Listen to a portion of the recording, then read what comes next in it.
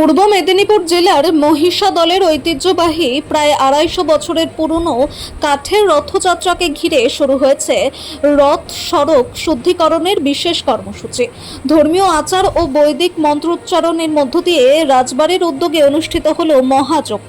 প্রসঙ্গত, যে রথ সড়ক দিয়ে ঐতিহ্যবাহী কাঠের রথটি যাত্রা করে সেই রাস্তার দুধারে দীর্ঘদিন ধরে গড়ে উঠেছিল অবৈধ দোকান, আমিষের দোকান এবং মাংস বিক্রি স্টল।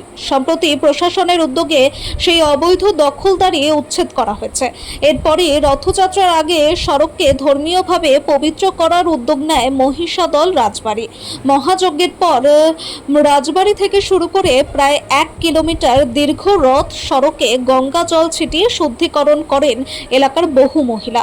শঙ্খধ্বনি, উলুধ্বনি এবং ধর্মীয় আবহে মুখরিত হয়ে ওঠে গোটা এলাকা।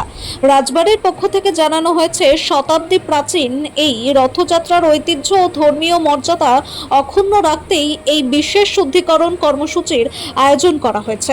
স্থানীয় বাসিন্দারাও এই উদ্যোগকে স্বাগত জানিয়েছেন। এখন সকলের অপেক্ষা মহিষাদলের ঐতিহ্যবাহী সেই ২৫০ বছরের পুরনো কাঠের রথযাত্রার শুভ সূচনার।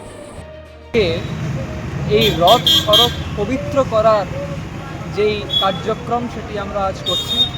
আপনারা জানেন, রথ সড়কে কিছু অবৈধ মানুষ খুবই বিশৃঙ্খলতা করেছে, অবৈধ কাজকর্ম করেছে, ইত্যাদি আরও সমাজ বিরোধী কাজকর্ম করেছে।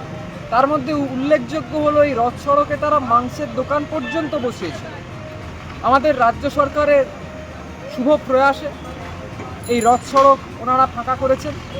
তাই আমরা রাজ পরিবারের তরফ থেকে, আমরা রাজবাড়ির তরফ থেকে আজ একটি বিশেষ পুজোর আয়োজন করে মহাযজ্ঞের মাধ্যমে আমরা এই রথ সড়ক পবিত্র করব।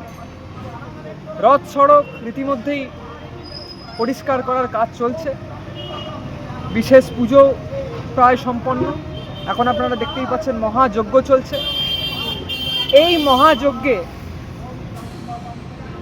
ব্রাহ্মণেরা আহুতি দিচ্ছেন এবং এরপরে আমাদের স্থানীয় মহিলারা গঙ্গার জল দিয়ে এই রথ সড়ক পবিত্র করবে, যাতে রথ সড়কের পবিত্রতা, রথ সড়কের পূর্ণতা যাতে স্বমহিমায় বজায় থাকে, সেই প্রচেষ্টায় আমরা সকলেই রত।